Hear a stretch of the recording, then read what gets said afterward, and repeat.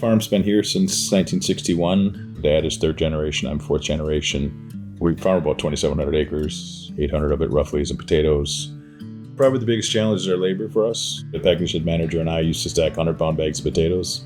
We can't find anybody to stack 50-pound bags of potatoes. They're just finding reliable labor that wants to come to work every day to do that kind of physical work has been almost impossible. Because it does take out your shoulders or back, and it makes it a long day, and then day in and day out, 5 days a week. We were kind of at the turning point of, do we continue to pack potatoes or do we just kind of give that up?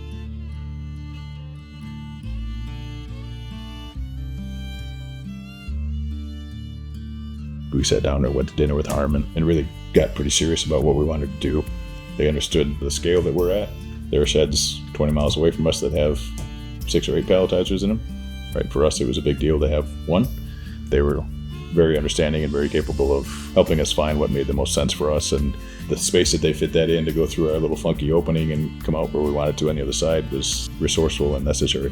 They explained as much as they possibly could to somebody very green as me, not knowing anything about any kind of stacker or this kind of electronics. If I call, questions are answered, or if I needed a program, they made that program. Hey, can you do that? Oh, yeah, 10 minutes or 15, I'll have it done.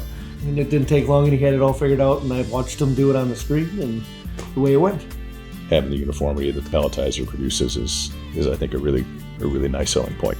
The Palletizer stacks it so neat that human stacking is at least a foot taller. So when going on the truck, it's not gonna shift, move, rip bags. It's tied tight. Everything looks nice. When the receiver opens that up, it makes a big difference, right? Any excuse they have to question why this load should be accepted or paid full price, we're trying to avoid all those things. Because we're smaller and don't run year round, we're working, day 2, 3 ahead is really all we typically work. Each day it changes, and so we have to have the flexibility. For the Palletizer, I had to have at least 3 or 4 more guys stacking.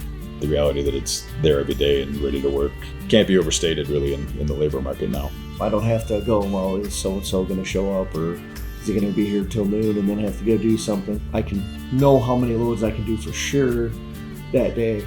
It's made us really recognize our bottleneck on the packaging and the baling side.